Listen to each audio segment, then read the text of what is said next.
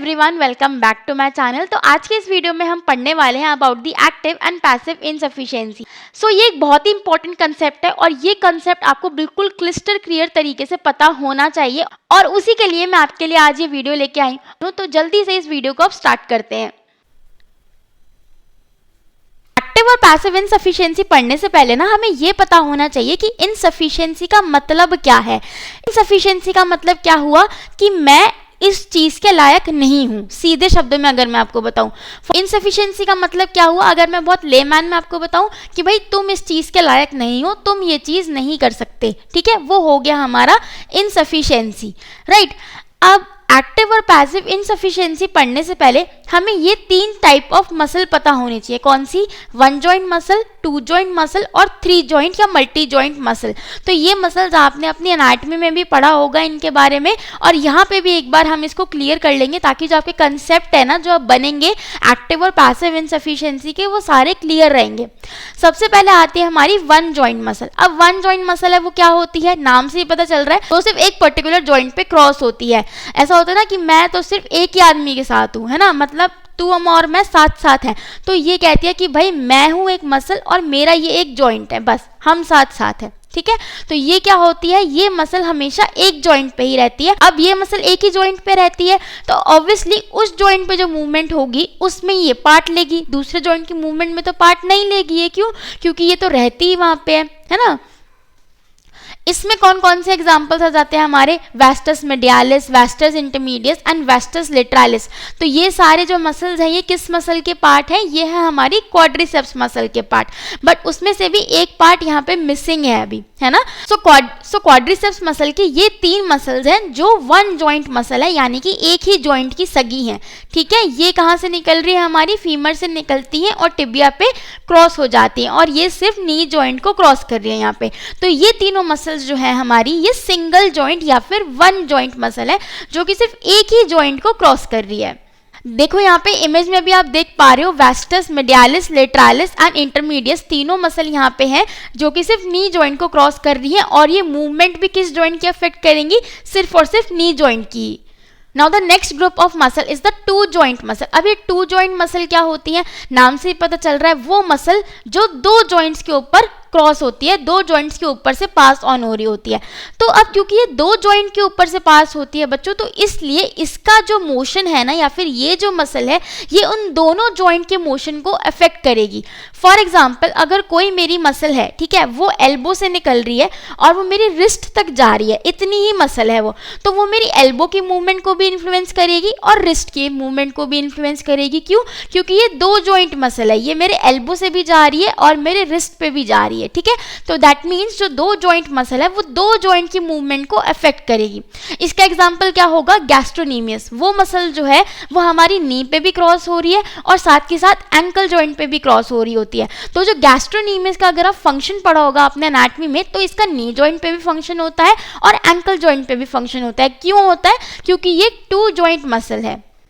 यहाँ पे आप इमेज में देख रहे हो कि जो गैस्ट्रोनीमियस है वो अपना नी पे भी इफेक्ट देती है और एंकल पे भी अपना इफेक्ट देती है। Then the next is the multi joint muscle. अब नाम से पता चल रहा है मल्टी मतलब बहुत सारे, ठीक है। ये जो मसल होती है ये दो या दो से ज्यादा जॉइंट्स के ऊपर क्रॉस करती है, यानी कि वो मसल जो दो या दो से ज्यादा जॉइंट्स को क्रॉस कर रही है वो कौन सी होती है? आपकी मल्टी जॉइंट मसल। अब ये जितने जॉइंट्स के ऊपर क्रॉस कर रही है, अब ऑब्वियसली ये इतने सारे जॉइंट्स के ऊपर से पास कर रही है, तो ये सबकी मूवमेंट को ही इन्फ्लुएंस करेगी। इसका एग्जाम्पल क्या हुआ? Flexor digitorum profundis muscle, FDP muscle. अब ये मसल कहाँ होती है हमारे? ये मसल होती है हमारे फॉरआर्म में। इसका ओरिजिन कहाँ से होता है हमारा? फ्रॉम द मीडियल एपिकॉन्डाइल, ठीक है। तो ये मीडियल एपिकॉन्डाइल से निकलती है और इसका इंसर्शन कहाँ पे होता है? हमारे DIP के ऊपर, है ना, क्योंकि फ्लेक्सर डिजिटोरम प्रोफंडस है। सुपरफिशियालिस का कहाँ होता है? जल्दी बताओ। उसका होता है हमारे PIP पे, इसका होता है DIP के ऊपर इंसर्शन, ठीक है। FDP मसल है हमारी, ये देखो कितने सारे जॉइंट्स पे से क्रॉस कर रही है। ये मसल हमारी एल्बो से निकली, फिर ये पूरा फॉरआर्म क्रॉस किया, फिर इसने पूरा रिस्ट क्रॉस किया, फिर इसने कार्पल्स, मेटाकार्पल्स सारे जॉइंट क्रॉस किए और फिर ये आके हमारी DIP पे लगी है ना। तो ये एक मल्टी जॉइंट मसल, यानी कि इसके बीच में छोटे बड़े बहुत सारे जॉइंट्स आए और उन सबकी मूवमेंट ये मसल इन्फ्लुएंस करेगी। यहाँ पे आप इमेज में भी देख पा रहे हो, this is the FDP muscle. अब देखो ये जो टाइप ऑफ मसल्स हमने पढ़े ना, इसी के ऊपर से हमारा कंसेप्ट निकल के आता है एक्टिव इनसफिशिएंसी और पैसिव इनसफिशिएंसी। एक्टिव इनसफिशिएंसी में हमेशा याद रखना कि हम एगनिस्ट मसल की बात करते हैं, और पैसिव इनसफिशिएंसी में हम हमेशा एंटागनिस्ट मसल की बात करते हैं।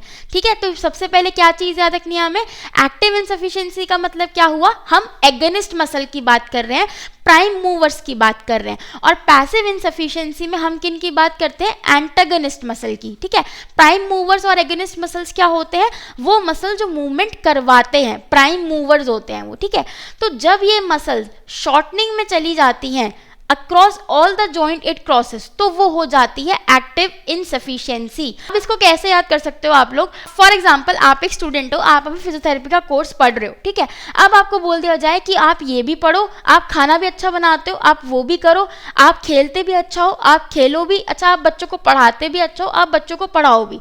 अब ये चारों काम आपको एक साथ करने के लिए दे दिए जाएं कि तुम चारों काम साथ में करो, तो आपका क्या हाल होगा, आप बिल्कुल थक जाओगे, आप एक भी काम ढंग से नहीं कर पाओगे, है ना। अगर आपको बोला जाता कि भाई तुम आज पढ़ा लो, आज पढ़ लो, आज खाना बना लो, आज खेल लो, तो आप चारों काम अच्छे से कर सकते थे।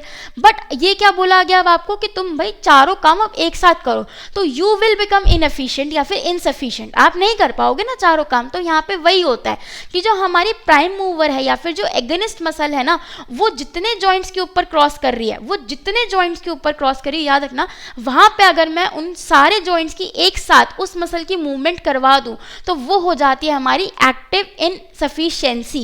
ठीक है, अब ये याद रखना कि ये जो एक्टिव और पैसिव इनसफिशिएंसी है, ये कभी भी वन जॉइंट मसल में नहीं होगी, क्योंकि इसको कोई लेना देना ही नहीं है, वो अपने एक जॉइंट पे ही बहुत खुश है। बाकी जिनको चुन लेना कि हम 2 पे जाएंगे, 3 पे जाएंगे, 4 जॉइंट्स को क्रॉस करेंगे, उनके साथ ये प्रॉब्लम आती है। जो एक के साथ खुश है उसको नहीं आती, उस जॉइंट पे या फिर उस मसल पे ये प्रॉब्लम आपको नहीं मिलेगी। अब इसके एग्जाम्पल की बात करें, कौन सा एग्जाम्पल है यहाँ पे, flexor compartment of the forearm muscle, यानी कि ये जो आगे वाला कंपार्टमेंट है, this is the flexor compartment of forearm.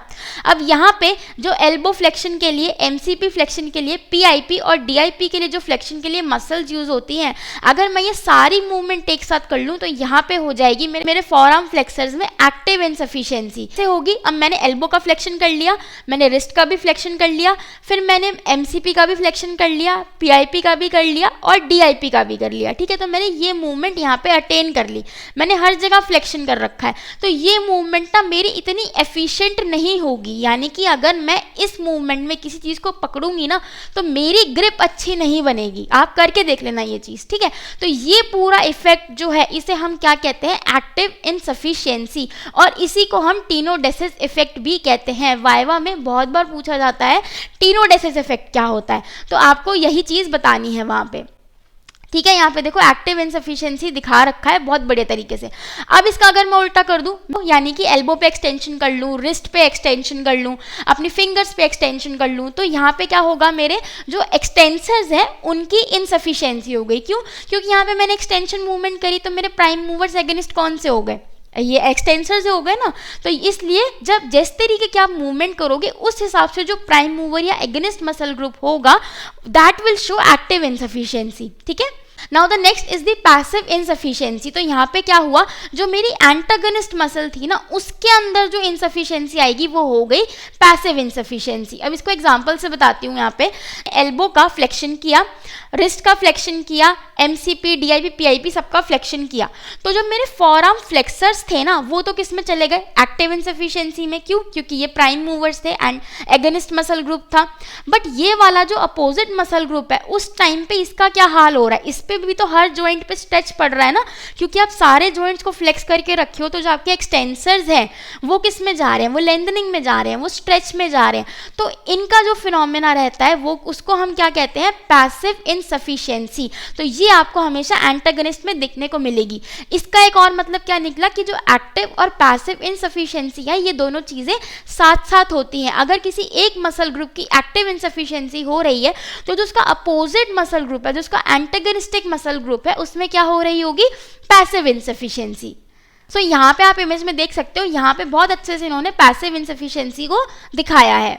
ये बात जो यहाँ लिखी है ये मैं आपको ऑलरेडी पहले बता चुकी हूँ कि जो एगोनिस्ट मसल है वो जाती है एक्टिव इनसफिशिएंसी में, और जो एंटागोनिस्टिक मसल है वो जाती है हमेशा पैसिव इनसफिशिएंसी में। और ये एक्टिव और पैसिव इनसफिशिएंसी किस में होती है? हमेशा टू या फिर मल्टी जॉइंट मसल्स में। वन जॉइंट मसल में कभी भी आपको ये दोनों चीज़ें नहीं देखने को मिलेगी, चाहे दुनिया इधर की उधर हो जाए। ठीक है, अब ये कुछ मैंने आपके लिए क्वेश्चंस ढूंढ के रखे हैं, अब इनका मुझे आंसर देना।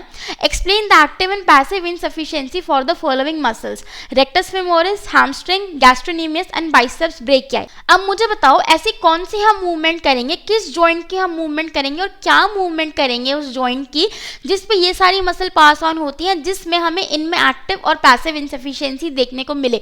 जल्दी से अपना आंसर मुझे कमेंट्स में बता दो। So this is all about the active and passive insufficiency. If you have any doubts, you can ask me in the comment section. Also, जो मैंने आपको टेस्ट में क्वेश्चंस पूछे हैं उनका आंसर मुझे कमेंट में ज़रूर बताना. Till then, like, share and subscribe to my channel. Thank you.